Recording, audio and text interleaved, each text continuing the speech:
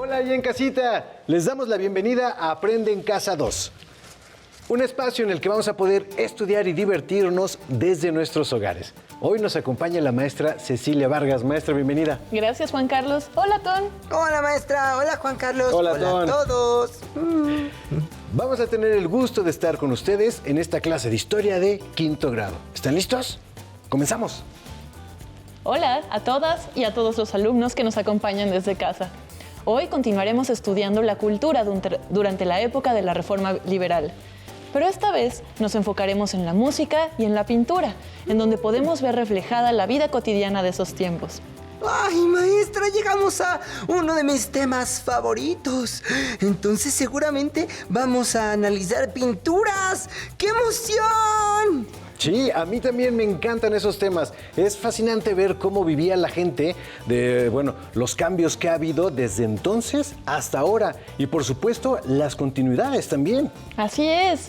La música y la pintura también son fuentes que nos dan información acerca de cómo era una época. ¿Recuerdan que la clase pasada dijimos que se despertó el sentimiento nacionalista de la población? Sí. El sentimiento nacional. Ay, ¿me lo puedes repetir, maestra? Nacionalista, Ton. ¿Recuerda que hablamos de eso la clase pasada? La nación es una comunidad que comparte vínculos históricos y culturales, que tiene una organización política común, un territorio y órganos de gobierno propio, y en donde la población tiene la conciencia de pertenecer a un mismo pueblo. Por su parte, el nacionalismo es el sentimiento de pertenencia a una comunidad política y la identificación de tu realidad con tu historia. Ah, sí, es verdad. Ay, pero ¿cuál fue la consecuencia de este nacionalismo? Eso es lo que vamos a ver en esta clase, Ton. Vamos a comenzar. Muy bien. Muy bien. Primero, quiero mostrarles el video de una exposición a la que fui en el 2017. Y esta exposición hablaba sobre las ilustraciones en el México del siglo XIX. Perfecto, maestra. Sí, vamos a verlo. ¡Guau! Imágenes de México, la Alameda o el Zócalo capitalino son parte de la exposición Impresiones de México, la estampa y las publicaciones ilustradas en el siglo XIX que se presenta en el Museo Nacional de la Estampa. La vida en México del siglo XIX fue impresa en tinta y papel a través del arte gráfico. Publicaciones periódicas, libros, estampas y revistas incluyeron en sus páginas ilustraciones que reflejaban a una época en construcción. Bueno, la exposición está compuesta con más de 1100 piezas que abarcan prácticamente todas las técnicas del grabado que se utilizaron en los impresos durante todo el siglo XIX, desde grabado en acero, grabado en madera, grabado en cobre, grabado en placas de zinc, grabado en plomo y la litografía, que es la más abundante.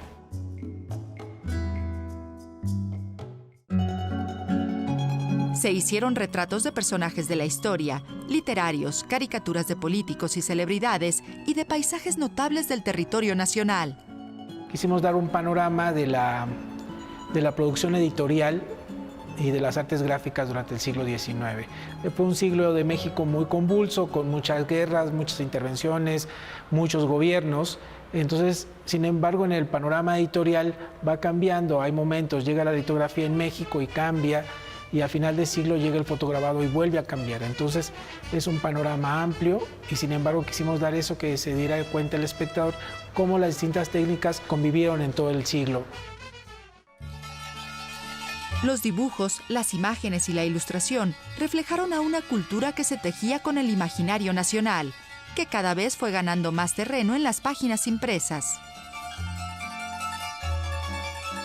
Empezamos con el núcleo de la religión, que abarca las 3 primeras salas, luego tipos populares, que está en el lobby, después está la música y el baile, con partituras, después la ciencia, la literatura mexicana prácticamente, la historia de México, que es en la sala donde estamos, aquí atrás está vistas y paisajes, luego retrato y caricatura, y al final en el lobby de arriba los niños y los juegos de mesa. ¡Guau! Maestra, yo no sabía que en el siglo XIX ya se hacían tantas cosas en papel. Pues parece ser un tiempo más lejano y mucho más viejito. Pero entonces, ¿esto quiere decir que en la actualidad existen muchas fuentes para estudiar ese periodo histórico, cierto? Así es, Tony y Juan Carlos. Como pudieron ver, esa exposición tenía más de 1100 piezas distintas y cada una de ellas hablaba sobre un aspecto específico de la época. Había personajes, paisajes, hechos y muchas cosas más.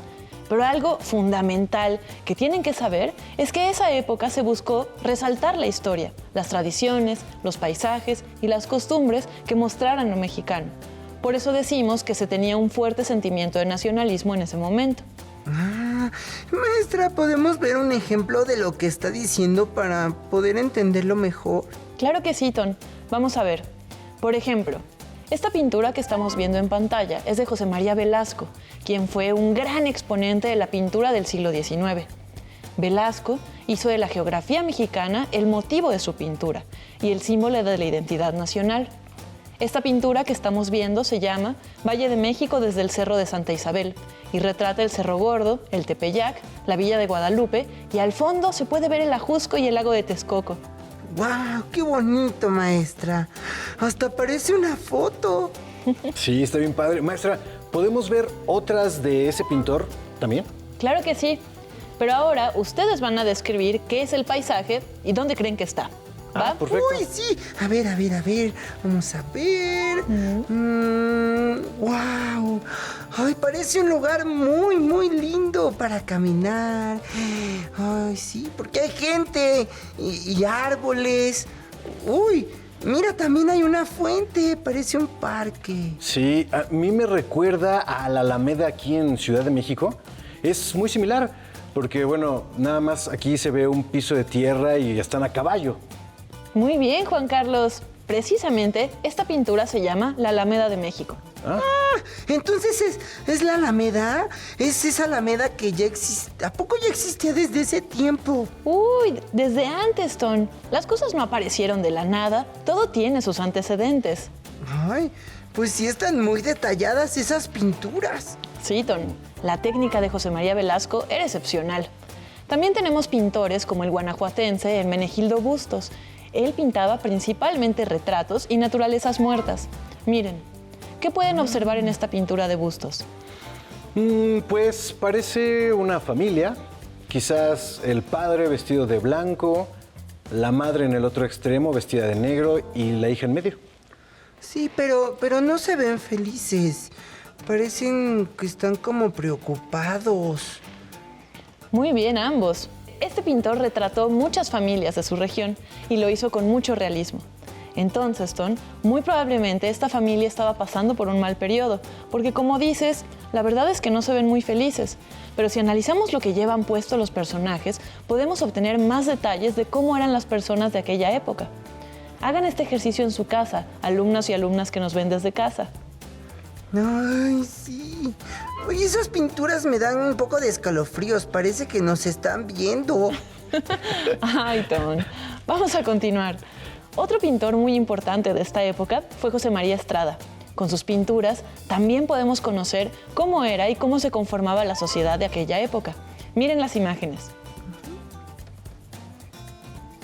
También en esa época surge la pintura de historia, otro género pictórico que se desarrolló como una forma de crear una memoria histórica para respaldar el discurso nacionalista que emitía el Estado. Algunos de los representantes más importantes de la pintura de historia fueron José María Obregón y Juan Ortega. ¿Qué les parece? Todos tienen características muy diferentes, ¿no? Sí. Bueno, no, porque una es de una niña, otra es de una mujer y la última es de un hombre. Sí, si las analizamos, podemos darnos cuenta de muchas cosas. Por ejemplo, la mujer de la segunda imagen tiene un vestido elegante, guantes y hasta un abanico. Eso nos puede hacer pensar que ella pertenecía a una clase social acomodada, entre otras características que podríamos notar. Sí, maestra, tiene razón. Y también noté que lleva algo en el cuello. Pero no se puede ver qué es lo que esconde debajo de su vestido. Tal vez sea algo de mucho valor o probablemente algo religioso. Muy bien, Ton. Veo que vas aprendiendo a analizar las imágenes. Es una herramienta muy importante para el estudio de la historia. Y además es interesante e incluso divertido. Sí, sigamos. Tras años y años de guerras y conflictos, en este periodo se buscó recuperar espacios de esparcimiento y diversión para la población, por ejemplo, los teatros y la ópera. También se construyeron palenques para peleas de gallos y plazas de corridas de toros. La gente del campo y de la ciudad se divertía de formas variadas y diferentes. La música, en los contextos populares, podemos verla en la imagen de Manuel Serrano, titulada El Jarabe, y la imagen de Casimiro Castro, titulada Trajes Mexicanos. Uy, ¿y qué de la música, maestra? ¿Qué música escuchaban? Supongo que no se parece nada a lo que escuchamos hoy en día. Claro que no, Ton. La música también cambia con el tiempo. Así es. La música que se escuchaba en esa época era la música de salón y tenía mucha influencia europea. El principal campo musical mexicano fue la producción para piano. Los valses mexicanos surgieron de esta influencia y particularmente durante el llamado Segundo Imperio, cuando gobernó Maximiliano de Habsburgo. La hegemonía del vals mexicano se inicia durante la segunda mitad del XIX, como con Ricardo Castro, que él compuso el vals llamado Vals Carezante.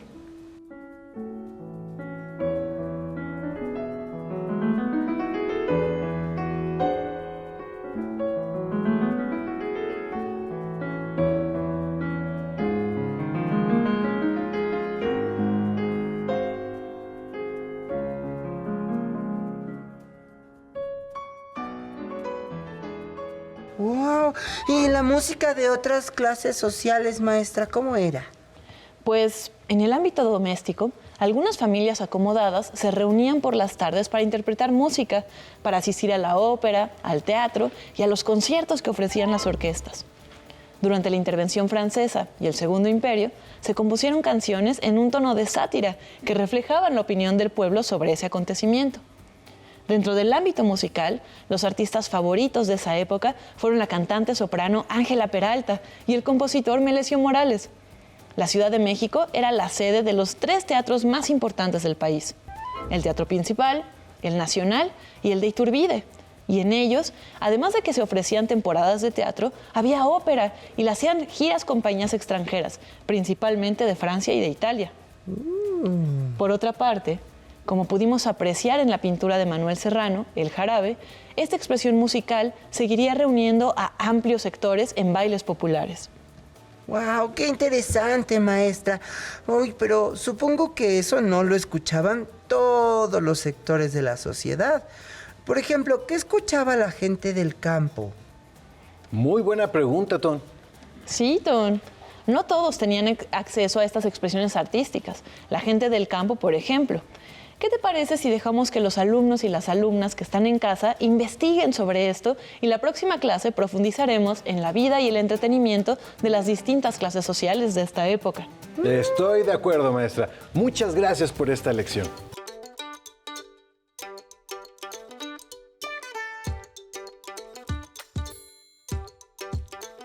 Hola, ahí en casita. Les damos la bienvenida a Aprende en Casa 2.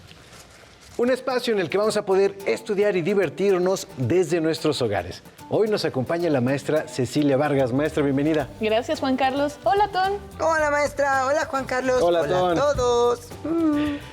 Vamos a tener el gusto de estar con ustedes en esta clase de historia de quinto grado. ¿Están listos? ¡Comenzamos! Hola a todas y a todos los alumnos que nos acompañan desde casa. Hoy continuaremos estudiando la cultura durante la época de la Reforma Liberal. Pero esta vez nos enfocaremos en la música y en la pintura, en donde podemos ver reflejada la vida cotidiana de esos tiempos. ¡Ay, maestra! Llegamos a uno de mis temas favoritos. Entonces seguramente vamos a analizar pinturas. ¡Qué emoción! Sí, a mí también me encantan esos temas. Es fascinante ver cómo vivía la gente, los cambios que ha habido desde entonces hasta ahora. Y por supuesto, las continuidades también. Así es. La música y la pintura también son fuentes que nos dan información acerca de cómo era una época. ¿Recuerdan que la clase pasada dijimos que se despertó el sentimiento nacionalista de la población? Sí. El sentimiento nacional. Ay, ¿me lo puedes repetir, maestra? Nacionalista, Ton. Recuerda que hablamos de eso la clase pasada. La nación es una comunidad que comparte vínculos históricos y culturales, que tiene una organización política común, un territorio y órganos de gobierno propio, y en donde la población tiene la conciencia de pertenecer a un mismo pueblo. Por su parte, el nacionalismo es el sentimiento de pertenencia a una comunidad política y la identificación de tu realidad con tu historia. Ah, sí, es verdad. Ay, pero ¿cuál fue la consecuencia de este nacionalismo? Eso es lo que vamos a ver en esta clase, Ton. Vamos a comenzar. Muy bien. Muy bien. Primero, quiero mostrarles el video de una exposición a la que fui en el 2017. Y esta exposición hablaba sobre las ilustraciones en el México del siglo XIX. Perfecto, maestra. Sí, vamos a verlo. ¡Guau! Imágenes de México, la Alameda o el Zócalo capitalino son parte de la exposición Impresiones de México, la estampa y las publicaciones ilustradas en el siglo XIX que se presenta en el Museo Nacional de la Estampa. La vida en México del siglo XIX fue impresa en tinta y papel a través del arte gráfico. Publicaciones periódicas, libros, estampas y revistas incluyeron en sus páginas ilustraciones que reflejaban a una época en construcción. Bueno, la exposición está compuesta con más de 1100 piezas que abarcan prácticamente todas las técnicas del grabado que se utilizaban en los impresos durante todo el siglo XIX, desde grabado en acero, grabado en madera, grabado en cobre, grabado en placas de zinc, grabado en plomo y la litografía, que es la más abundante.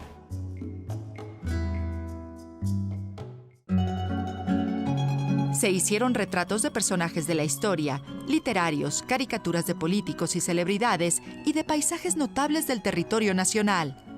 Quisimos dar un panorama de la producción editorial y de las artes gráficas durante el siglo XIX.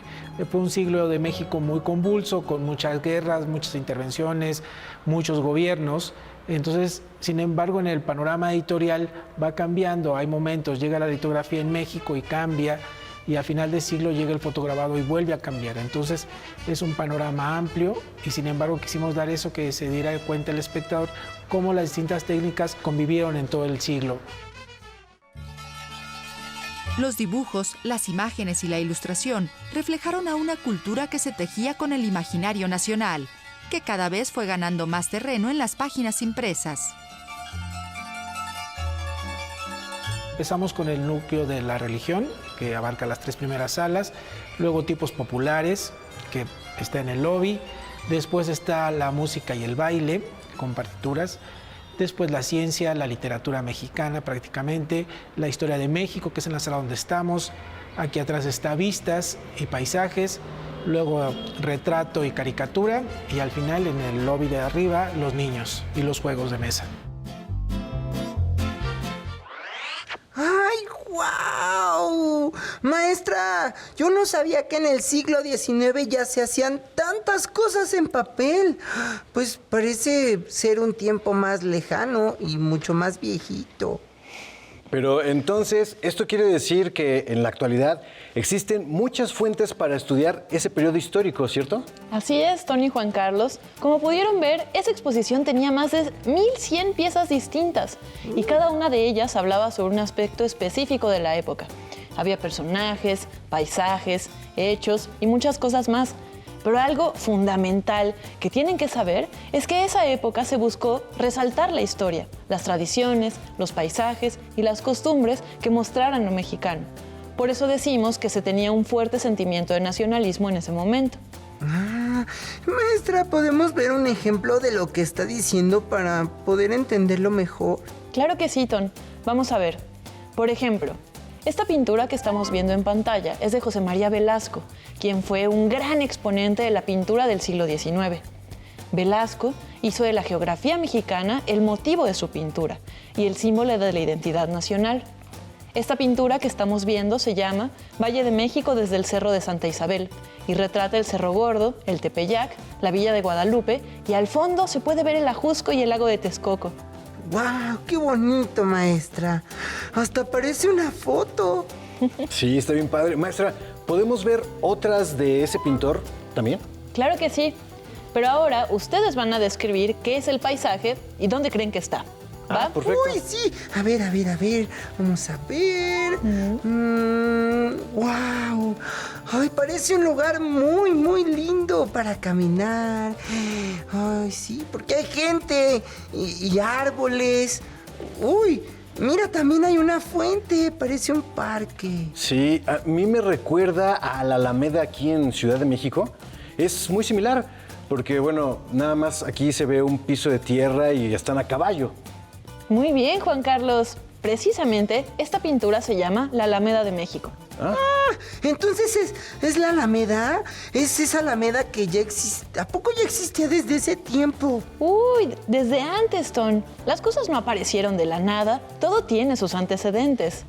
Ay, pues sí están muy detalladas esas pinturas. Sí, Ton. La técnica de José María Velasco era excepcional. También tenemos pintores como el guanajuatense Hermenegildo Bustos. Él pintaba principalmente retratos y naturalezas muertas. Miren, ¿qué pueden observar en esta pintura de Bustos? Pues parece una familia. Quizás el padre vestido de blanco, la madre en el otro extremo vestida de negro y la hija en medio. Sí, pero no se ven felices. Parecen que están como preocupados. Muy bien, ambos. Este pintor retrató muchas familias de su región y lo hizo con mucho realismo. Entonces, Ton, muy probablemente esta familia estaba pasando por un mal periodo, porque como dices, la verdad es que no se ven muy felices. Pero si analizamos lo que llevan puesto los personajes, podemos obtener más detalles de cómo eran las personas de aquella época. Hagan este ejercicio en su casa, alumnos y alumnas que nos ven desde casa. Ay, sí. Oye, esas pinturas me dan un poco de escalofríos. Parece que nos están viendo. Ay, Ton. Vamos a continuar. Otro pintor muy importante de esta época fue José María Estrada. Con sus pinturas también podemos conocer cómo era y cómo se conformaba la sociedad de aquella época. Miren las imágenes.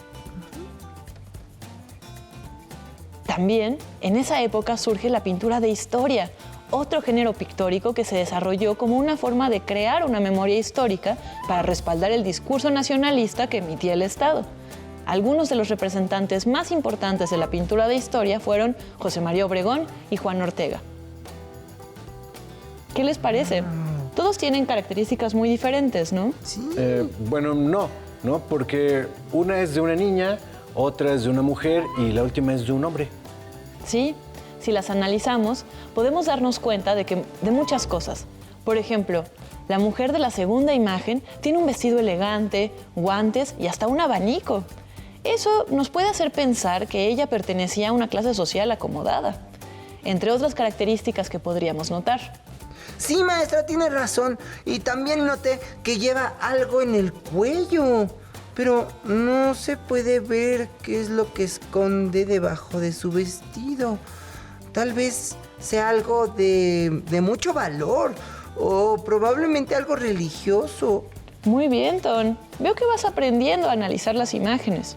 Es una herramienta muy importante para el estudio de la historia. Y además es interesante e incluso divertido. Sí, sigamos. Tras años y años de guerras y conflictos, en este periodo se buscó recuperar espacios de esparcimiento y diversión para la población, por ejemplo, los teatros y la ópera. También se construyeron palenques para peleas de gallos y plazas de corridas de toros. La gente del campo y de la ciudad se divertía de formas variadas y diferentes. La música, en los contextos populares, podemos verla en la imagen de Manuel Serrano, titulada El Jarabe, y la imagen de Casimiro Castro, titulada Trajes Mexicanos. Uy, ¿y qué de la música, maestra? ¿Qué música escuchaban? Supongo que no se parece nada a lo que escuchamos hoy en día. Claro que no, Ton. La música también cambia con el tiempo. Así es. La música que se escuchaba en esa época era la música de salón y tenía mucha influencia europea. El principal campo musical mexicano fue la producción para piano. Los valses mexicanos surgieron de esta influencia y particularmente durante el llamado Segundo Imperio, cuando gobernó Maximiliano de Habsburgo. La hegemonía del vals mexicano se inicia durante la segunda mitad del XIX, como con Ricardo Castro, que él compuso el vals llamado Vals Carezante.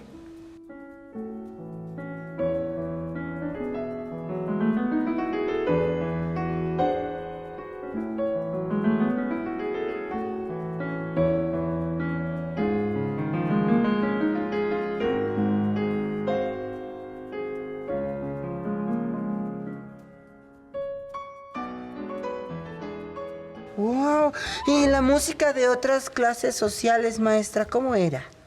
Pues en el ámbito doméstico, algunas familias acomodadas se reunían por las tardes para interpretar música, para asistir a la ópera, al teatro y a los conciertos que ofrecían las orquestas. Durante la intervención francesa y el Segundo Imperio, se compusieron canciones en un tono de sátira que reflejaban la opinión del pueblo sobre ese acontecimiento. Dentro del ámbito musical, los artistas favoritos de esa época fueron la cantante soprano Ángela Peralta y el compositor Melesio Morales. La Ciudad de México era la sede de los 3 teatros más importantes del país: el Teatro Principal, el Nacional y el de Iturbide. Y en ellos, además de que se ofrecían temporadas de teatro, había ópera y la hacían giras compañías extranjeras, principalmente de Francia y de Italia.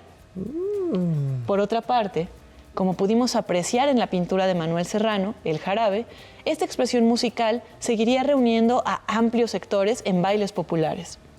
¡Wow! ¡Qué interesante, maestra! Uy, pero supongo que eso no lo escuchaban todos los sectores de la sociedad. Por ejemplo, ¿qué escuchaba la gente del campo? Muy buena pregunta, Ton. Sí, Ton. No todos tenían acceso a estas expresiones artísticas. La gente del campo, por ejemplo. ¿Qué te parece si dejamos que los alumnos y las alumnas que están en casa investiguen sobre esto y la próxima clase profundizaremos en la vida y el entretenimiento de las distintas clases sociales de esta época? Estoy de acuerdo, maestra. Muchas gracias por esta lección. Gracias a ustedes y hasta la próxima. Gracias, Ton. Gracias, maestra Cecilia. Hemos terminado con La cultura en México en la época de la Reforma Liberal, parte 2. Espero que lo hayan disfrutado tanto como nosotros. Hasta la próxima. A continuación...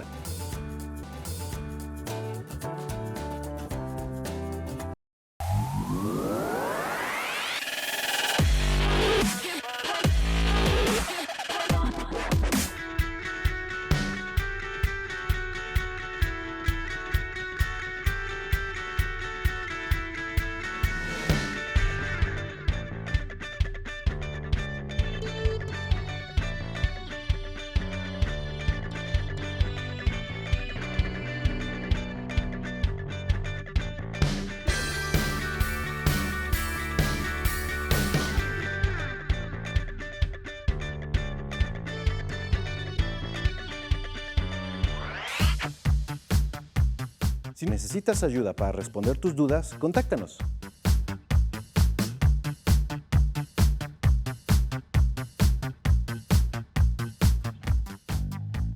Si quieres volver a ver los programas de Aprende en Casa, los puedes encontrar en la siguiente liga: aprendeencasa.cep.gov.mx. Para solicitar apoyo pedagógico, comunícate con maestras y maestros de lunes a viernes de 8 a 20 horas al teléfono 5541720413, 100 líneas.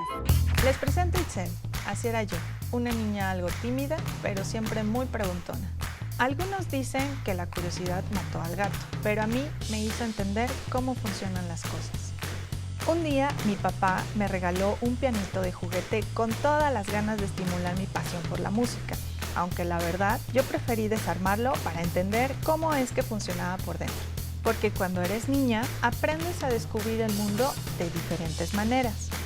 Un día las computadoras llegaron a mi vida y más allá de aprender su lenguaje, me di a la tarea de encontrar nuevos caminos para que los usuarios naveguen más fácil y de acuerdo a sus necesidades específicas. Lo que tú imaginas que un software debería de hacer, yo lo hago realidad. En la vida encuentra lo que te gusta y trabaja con todo tu corazón y energía, porque alcanzar una meta es solo la punta del iceberg.